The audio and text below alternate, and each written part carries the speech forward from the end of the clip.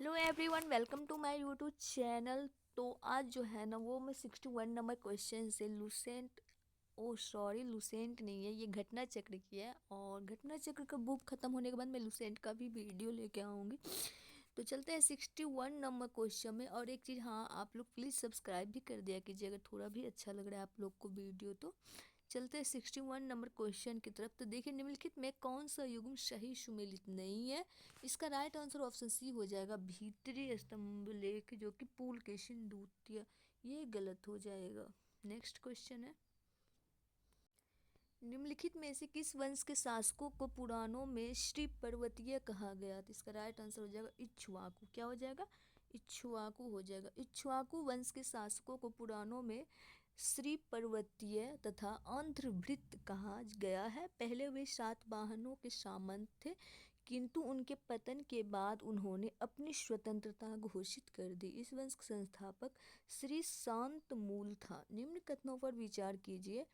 कथन ए है, कुषाण फारस की खाड़ी और लाल सागर से होकर व्यापार करते थे। और कारण आर जो है, उनकी सुसंगठित नौसेना उच्च कोटि की थी। तो उपर्युक्त के संदर्भ में निम्न कथनों में कौन से सही उत्तर है। तो इसका राइट आंसर हो जाएगा ए सही, परंतु आर गलत। नेक्स्ट है, राजा खारवेल का नाम जुड़ा है। तो इसका राइट आंसर हो जाएगा हाथी गुम्फा लेख के साथ। किसके साथ? हाथी गुम्फा लेख। कलिंग का चेदी वंशीय शासक खारवेल प्राचीन भारतीय इतिहास के महानतम सम्राटों में से एक था। उड़ीसा प्रांत के भुवनेश्वर से 3 मील की दूरी पर स्थित उदयगिरी पहाड़ी की हाथी गुम्फा से उसका एक बिना तिथि का अभिलेख प्राप्त हुआ है। यह अभिलेख खारवेल का इतिहास जानने का एकमात्र स्रोत है। इसका जैन धर्म के प्रति भारी झुकाव था। निम्नलिखित राजाओं में से कौन जैन धर्म के संरक्षक था। तो खारवेल। कलिंग नरेश खारवेल निम्न में से किस वंश से संबंधित थे। तो चेदी वंश से। कलिंग नरेश खारवेल जो थे वो चेदी वंश से संबंधित थे। निम्नलिखित राजाओं में से किसका जैन धर्म के प्रति भारी झुकाव था। तो वो खारवेल हो जाएगा। कलिंग नरेश खारवेल का संबंध था किससे था। तो इसका राइट आंसर हो जाएगा उपर्युक्त में से कोई नहीं। नेक्स्ट क्वेश्चन है, कलिंग के चेदी राजवंश का संस्थापक महामेघवाहन नामक व्यक्ति था, अतः इस वंश का नाम महामेघवाहन वंश भी पड़ गया। इस वंश का सर्वाधिक शक्तिशाली शासक खारवेल हुआ। हाथी गुम्फा का अभिलेख किस शासक के विषय में जानकारी का स्रोत है। तो वो हो जाएगा खारवेल। नेक्स्ट है, उदयगिरी और खंडगिरी गुफाओं के संदर्भ में कौन से कथन जो है वो सही है। इसमें प्राकृतिक और कृत्रिम दोनों तरह की गुफाएं हैं। उदयगिरी 18 तथा खंडगिरी में 15 गुफाएं हैं। खंडगिरी गुफाएं हाथी गुम्फा शिलालेख के प्रति प्रसिद्ध है। इसका राइट आंसर ऑप्शन सी हो जाएगा, 1 और 2। नेक्स्ट है, पूर्वी रोमन शासक जस्टिनियन का सर्वाधिक महत्वपूर्ण योगदान किस क्षेत्र से था। तो वो हो जाएगा विधि। पेरिपल्स ऑफ द इरीथ्रियन सी किसने लिखी थी। यह हो जाएगा उपर्युक्त में से कोई नहीं। पेरिपल्स ऑफ द इरीथ्रियन सी एक ग्रंथ है। यह रोमन मिस्र बंदरगाहों से नेविगेशन और व्यापार के अवसरों का वर्णन करता है। इसमें लगभग 60 ईस्वी में अलेक्जेंड्रिया के एक अनाम नाविक ने लिखा। इसके भारत से आयात तथा निर्यात की जाने वाली वस्तुओं का उल्लेख है। गुप्त वंश ने डर्स अवधि में शासन किया। तो कब से? 319 से 500 ईस्वी। गुप्त वंश ने लगभग 275 से 550 ईस्वी तक शासन किया। इस वंश की स्थापना लगभग 275 ईस्वी में महाराज श्री गुप्त द्वारा की गई थी। किंतु गुप्त वंश का प्रथम शक्तिशाली शासक चंद्रगुप्त प्रथम था, जिसने 319 से 335 ईस्वी तक शासन किया। इसने अपनी महत्ता सूचित करने के लिए अपने पूर्वजों के विपरीत महाराजाधिराज की उपाधि धारण की। नेक्स्ट है, निम्नलिखित शासकों में से किस एक ने 4 अश्वमेधों का संपादन किया था। तो हो जाएगा प्रवरसेन प्रथम। वाकाटक शासक प्रवरसेन प्रथम ने 4 अश्वमेध यज्ञों का संपादन किया। इसके साथ ही उसने अनेक वैदिक यज्ञ भी किए। इसी वंश के शासक प्रवरसेन द्वितीय की रुचि साहित्य में थी। उसने सेतु बंध नामक ग्रंथ की रचना की। भारत का नेपोलियन किसे कहा जाता है। तो भारत का नेपोलियन कहा जाता है समुद्रगुप्त को। इतिहासकार विसेंट स्मिथ ने अपनी रचना The Early History of India में समुद्रगुप्त की वीरता एवं विजयों पर मुग्ध होकर उसे भारतीय नेपोलियन की संज्ञा दी है। प्राचीन भारत का नेपोलियन किसे कहा जाता है? तो समुद्रगुप्त को कहा जाता है। निम्नलिखित में किस गुप्त राजा का एक अन्य नाम देवगुप्त था? चंद्रगुप्त द्वितीय का अन्य नाम देवगुप्त था। समुद्रगुप्त का नाम जो क्या था? गुप्त शासक चंद्रगुप्त द्वितीय। विक्रमादित्य का एक अन्य नाम देवगुप्त मिलता है। उसने अन्य नाम देवराज तथा देवर्षि भी मिलते हैं। प्रथम गुप्त शासक जिसने परम भागवत की उपाधि धारण की वह जो था वो हो जाएगा समुद्रगुप्त। नेक्स्ट है परम भागवत उपाधि धारण करने वाला प्रथम गुप्त शासक कौन था? तो हो जाएगा समुद्रगुप्त।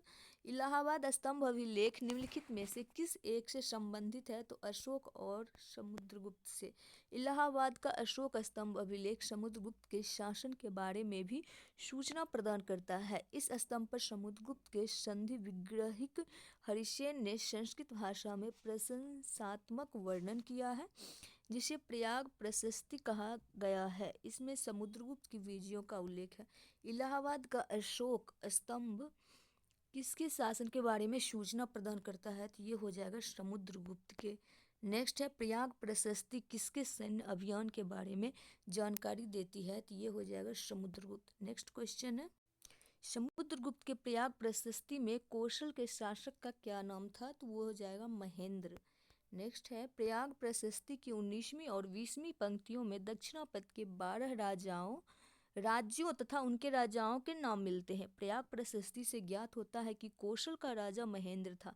दक्षिणापथ के राज्यों को समुद्रगुप्त ने पहले जीता, फिर ग्रहण मोक्षानुग्रह नीति के तहत कृपा कर उन्हें स्वतंत्र कर दिया। समुद्रगुप्त के प्रयाग प्रशस्ति वाले स्तंभ पर निम्न में से किसका लेख मिलता है? तो जहांगीर का। पृथिव्या प्रथम वीर उपाधि थी तो समुद्रगुप्त की उपाधि थी। नेक्स्ट है निम्नलिखित कथन पढ़िए। हरिसेन समुद्रगुप्त के दरबार का प्रसिद्ध कवि था। उसने देवी चंद्रगुप्तन महाकाव्य की रचना की। नेक्स्ट क्वेश्चन है वह प्रयाग प्रशस्ति का भी रचयिता था। सही उत्तर चुनिए। तो ये हो जाएगा 1 और 3। नेक्स्ट है सूची 1 को सूची 2 से सुमेलित कीजिए। नीचे दिए गए कूटों से सही उत्तर चुनिए। दक्षिण भारत के समुद्रगुप्त के समकालीन नरेश उनके राज धनंजय, नीलराज, उग्रसेन, विष्णुगुप्त। इसका राइट आंसर ऑप्शन सी होगा। बाकी एक्सप्लेनेशन देखते हैं। धनंजय जो कि हो जाएगा कुस्तलपुर, नीलराज अवमुक्त, उग्रसेन पालक्का, विष्णुगुप्त कांची। नेक्स्ट है दिल्ली की कुब्बत उल इस्लाम मस्जिद के प्रांगण में उन्नत प्रसिद्ध लौह स्तंभ किसकी स्मृति है? तो चंद्र हो जाएगा। क्या हो जाएगा? चंद्र। नेक्स्ट है किस गुप्त शासक ने अपने बड़े भाई की हत्या कर सत्ता प्राप्त की? तो हो जाएगा चंद्रगुप्त द्वितीय।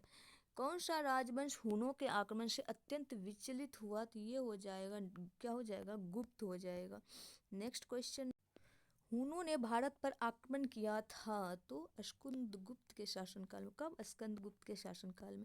निम्नलिखित में से किस गुप्त शासक ने हुनों पर विजय प्राप्त की? तो ये हो जाएगा स्कंदगुप्त।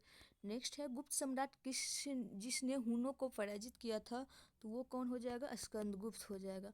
इनमें से किस गुप्त शासक ने हुनों को पराजित किया था? तो ये हो जाएगा स्कंदगुप्त। किस अभिलेख से ज्ञात होता है कि स्कंदगुप्त ने हुनों को पराजित किया था? तो वो हो जाएगा भीतरी स्तंभ लेख। गुप्त साम्राज्य के पतन के विभिन्न कारण थे। निम्नलिखित कथनों में कौन से कारण नहीं था? तो वो हो जाएगा अरब आक्रमण। शक विजेता किसे जाना जाता है? तो वो चंद्रगुप्त द्वितीय।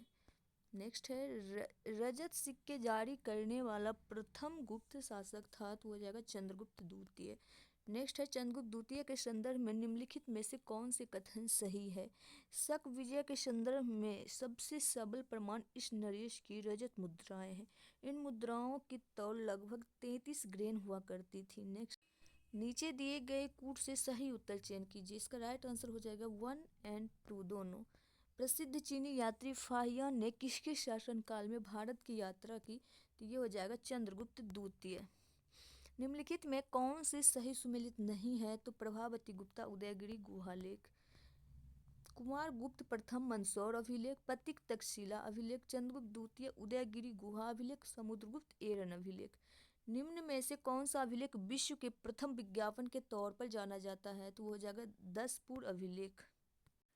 मंदसौर प्रशस्ति किस शासक की उपलब्धियों का विवरण प्रस्तुत करता है? तो वो हो जाएगा कुमारगुप्त प्रथम का। रेशम बुनकरों की श्रेणी की जानकारी निम्नलिखित में किस शिलालेख में मिलती है? तो दसपुर शिलालेख में। सूची 1 को सूची 2 के साथ सुमेलित कीजिए तथा सूचियों के नीचे दिए गए कूट से सही उत्तर का चयन कीजिए। चंद्रगुप्त, समुद्रगुप्त, चंद्रगुप्त द्वितीय, कुमारगुप्त। इसका right option A right answer हो जाएगा। चंद्रगुप्त हो जाएगा कुमार देवी, समुद्रगुप्त दत्ता देवी, चंद्रगुप्त द्वितीय कुबेर नागा, कुमारगुप्त प्रथम अनंत देवी। ईसा की 3री शताब्दी से जबकि हून आक्रमण से रोमन साम्राज्य समाप्त हो गया, भारतीय व्यापारी अधिकाधिक निर्भर हो गए थे। ये हो जाएगा दक्षिण पूर्व एशियाई व्यापार पे। गुप्त काल में उत्तर भारत व्यापार निम्न में से किस एक पतन से संचालित होता था? तो ताम्रलिप्ति। नेक्स्ट है, निम्नलिखित में से कौन सा बंदरगाह गुप्त काल में उत्तर भारतीय व्यापार के लिए उपयोग किया जाता था? तो प्रयुक्त में से कोई नहीं। भारत में दक्षिण पूर्वी एशिया के साथ अपने आरंभिक सांस्कृतिक संपर्क तथा व्यापारिक संबंध बंगाल की खाड़ी के पार बना रखे थे। निम्नलिखित में से कौन सी बंगाल की खाड़ी के इस उत्कृष्ट आरंभिक समुद्री इतिहास की सबसे विश्वसनीय व्याख्याएं हो सकती है? इसका राइट आंसर ऑप्शन सी होगा। बंगाल की खाड़ी में चलने वाली मानसूनी हवाओं ने समुद्री यात्राओं को सुगम बना दिया था।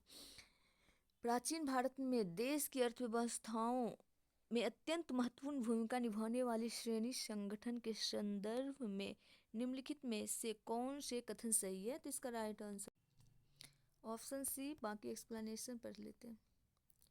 प्राचीन भारत की अर्थव्यवस्था में श्रेणियों का विशेष महत्व था। ये संगठन व्यापारियों के द्वारा उनके व्यापार के समुचित संचालन के लिए स्थापित किए जाते थे। श्रेणियों का अपने सदस्यों पर न्यायिक अधिकार होता था तथा श्रेणियों के द्वारा ही सदस्य के वेतन, काम करने के नियम, मानकों और कीमतों का निर्धारण किया जाता था। प्रत्येक श्रेणी का अपना एक प्रमुख होता था। राजा का श्रेणियों के संचालन में कोई हस्तक्षेप नहीं होता था। श्रेणियां अपने नियम स्वयं बनाती थी। गुप्त काल में गुजरात, बंगाल, दक्कन और तमिल राष्ट्र में स्थित केंद्र किससे संबंधित थे? तो वस्त्र उत्पादन से। विशाखादत्त के प्राचीन भारतीय नाटक मुद्रा राक्षस की विषय वस्तु थी। मुद्रा राक्षस की विषय वस्तु थी तो वो जाकर चंद्रगुप्त मौर्य के समय में राज दरबार की दुर्भिसंधियों के बारे में। नेक्स्ट क्वेश्चन है, प्राचीन काल में किस वर्ण को सार्थवा भी कहा जाता था? तो ये हो जाएगा वैश्य को। नेक्स्ट है, निम्नलिखित में कौन गुप्त काल में अपनी आयुर्विज्ञान विषयक रचना के लिए जाना जाता है? तो इसका राइट आंसर जो है जाएगा और एक्सप्लेनेशन में समझ में आएगा। सुश्रुत की शल्य क्रिया का जनक कहा जाता है। सुश्रुत को क्या कहा जाता है? शल्य क्रिया का जनक कहा जाता है। यह काशी के रहने वाले थे। इनका काल लगभग 600 ईस्वी पूर्व से माना जाता है। शौनक ऋग्वेद कालीन ऋषि थे। शूद्रक गुप्त कालीन नाटककार थे। सौमिल्य गुप्त कालीन नाटककार है जिसे कालिदास ने भास और कविपुत्र के साथ याद किया है। इस प्रकार गुप्त काल में औषधि के क्षेत्र में उपर्युक्त में किसी ने कार्य नहीं किया था। नेक्स्ट है, इनमें से कौन सा गुप्त काल में औषधि के क्षेत्र में अपने कार्य के लिए जाने जाते हैं? तो उपर्युक्त में से कोई नहीं। नेक्स्ट क्वेश्चन, निम्नलिखित में से किसका प्राचीन भारत के आयुर्वेद शास्त्र से संबंध नहीं है? तो भास्कराचार्य हो जाएगा। लीलावती के लेखक थे भास्कराचार्य। निम्नलिखित कालीन भारत में हुई वैज्ञानिक प्रगति के संदर्भ में निम्नलिखित में से कौन से कथन सही है? प्रथम शती ईस्वी में निम्न विभिन्न प्रकार के विशिष्ट शल्य औजारों का उपयोग आम था। तीसरी शती ईसा के आरंभ में मानव शरीर के आंतरिक अंगों का प्रत्यारोपण शुरू हो चुका था। पाँचवीं शती ईस्वी में कोण के ज्या का सिद्धांत ज्ञात था और 7वीं शती ईस्वी में चक्रीय चतुर्भुज का सिद्धांत ज्ञात था। निम्नलिखित कूटों के आधार पर सही उत्तर चुनिए। तो हो जाएगा 1, 3 और 4।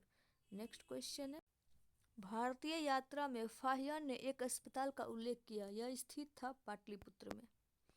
चंद्रगुप्त ने 9 रत्नों में से निम्न में से कौन फलित ज्योतिष से संबंधित था? तो छपनक। कालिदास किसके शासन काल में थे? तो वो चंद्रगुप्त द्वितीय। इनमें से किसने पहली बार यह व्याख्या की थी कि पृथ्वी के अपने धुरी पर घूमने के कारण प्रतिदिन सूर्योदय और सूर्यास्त होता है? तो आर्यभट्ट। अधोलिखित में कौन गुप्तकालीन स्वर्ण मुद्रा है? तो वो हो जाएगा दीनार। गुप्त स्वर्ण मुद्रा को क्या कहा जाता है? तो दीनार ही कहा जाता है। गुप्तकालीन रजत मुद्राओं का नाम दिया गया था? तो रूपक। निम्नलिखित में किस गुप्त शासक ने सर्वप्रथम सिक्के जारी किए? तो वो हो जाएगा चंद्रगुप्त प्रथम ने। नेक्स्ट है, गुप्त काल में लिखित संस्कृत नाटकों में स्त्री और शूद्र बोलते थे? प्राकृत। गुप्त काल में लिखित संस्कृत नाटकों में स्त्री और शूद्र प्राकृत भाषा बोलते थे, जबकि उच्च वर्ण के लोग संस्कृत भाषा बोलते थे। सती प्रथा का प्रथम अभिलेखीय साक्ष्य प्राप्त हुआ है? तो एरन से। गुप्त संवत की स्थापना की? तो चंद्रगुप्त प्रथम ने। सूची 1 का सूची 2 से मिलान कीजिए तथा नीचे दिए गए कूटों का प्रयोग करके सही उत्तर चुनिए। अशोक समुद्रगुप्त चंद्रगुप्त द्वितीय। इसका राइट आंसर कूट में देखा जाए तो इसका राइट आंसर ऑप्शन सी होगा। अशोक प्रियदर्शन समुद्रगुप्त परिक्रमांक चंद्रगुप्त द्वितीय विक्रमादित्य स्कंदगुप्त क्रमादित्य। नगरों का क्रमिक पतन किस काल की एक महत्वपूर्ण विशेषता थी? तो गुप्त काल की। किस शासक वंश ने मंदिरों एवं ब्राह्मणों को सबसे अधिक ग्राम अनुदान में दिया था? तो गुप्त वंश ने। प्राचीन भारत में किस वंश का शासन काल स्वर्ण युग कहा जाता है? तो वो गुप्त वंश का। निम्न में से किस काल में स्त्रियों की पुरुषों से बराबरी थी? तो हो जाएगा इनमें से किसी में भी नहीं। गुप्त युग में भूमि राजस्व की दर क्या थी? तो उपज का 6ठा भाग। गुप्त काल में जो लोग राजकीय भूमि पर कृषि करते थे उन्हें अपनी उपज का 1 भाग राजा को कर के रूप में देना पड़ता था, जो सामान्यतः षष्ठांश तक होता था। गुप्त अभिलेखों में भूमि कर को उद्रंग तथा भागकर कहा जाता था। धर्मशास्त्रों में भू राजस्व की दर क्या थी? तो 1/6 थी। हिंदू विधि द्वारा मान्य कर कितना था? मान्य कर कितना? तो इसका हो जाएगा उपज का 6ठा भाग। किस प्रकार की भूमि को अपृहत कहा जाता था? तो बिना जोती हुई जंगली भूमि को। वह भूमि जिसे जोता न गया हो उसे अपृहत भूमि कहा जाता था। यह गुप्तकालीन राजस्व व्यवस्था का एक पद है। भारत के इतिहास के संदर्भ में कुल्यवाप तथा द्रोणवाप शब्द का निर्दिष्ट करते हैं? तो ये हो जाएगा इसका राइट आंसर ऑप्शन ए भूमाप। गुप्त काल में भूमि से अलग अलग राजस्व लिया जाता था। कुल्यवाप, द्रोणवाप एवं अधुवाप भूमि माप की इकाइयाँ थी। गुप्त साम्राज्य द्वारा निम्न में से किन्हें कर रहित कृषि भूमि प्रदान की जाती थी? तो ब्राह्मणों को। प्राचीन भारत में सिंचाई कर को कहते थे? तो विदक भागम। क्या कहते थे? विदक। 3री शताब्दी में वारंगल प्रसिद्ध है लोहे के यंत्रों और उपकरणों हेतु। प्राचीन भारतीय गुप्त राजवंश के समय के संदर्भ में नगर, घंटाशाला, कंदूरा तथा चौल किस लिए विख्यात थे? तो विदेशी व्यापार करने वाले बंदरगाह के लिए। तोरमन किस जातीय दल का था? हून। क्या हो जाएगा? हून। निम्न में से किसने हून शासक मिहिर कुल को पराजित किया था? इसका राइट आंसर यशोधर्मन होगा। नेक्स्ट है, चीनी तीर्थयात्री जिसने 6ठी शताब्दी में भारत दर्शन किया? तो वो हो जाएगा सुंगयुन। चीनी यात्री सुंगयुन ने भारत की यात्रा की थी? तो उपर्युक्त में से कोई नहीं। निम्नलिखित कथनों को ध्यानपूर्वक पढ़िए। गुप्त सम्राट स्वयं के लिए दैवीय अधिकारों का दावा करते थे। उनका प्रशासन नितांत केंद्रीकृत था। उन्होंने भूमि दान की परंपरा को विस्तारित किया। उत्तर निम्न कूटों के आधार पर दीजिए। तो हो जाएगा 1 और 3 सही है। गुप्त काल के दौरान भारत में बलात्श्रम के संदर्भ में निम्नलिखित में से कौन सी कथन सही है? इसे राज्य के लिए आय का एक स्रोत, जनता द्वारा दिया जाने वाला एक प्रकार का कर माना जाता था। नेक्स्ट है, कहा जाता है कि शतरंज का खेल उद्भूत हुआ था? तो भारत में। कहाँ पर उद्भूत हुआ था? भारत में। शतरंज का खेल भारत में उद्भूत हुआ था। भारत में इसे चतुरंग के नाम से जाना जाता था। भारत से यह ईरान एवं तत्पश्चात यूरोप में पहुंचा।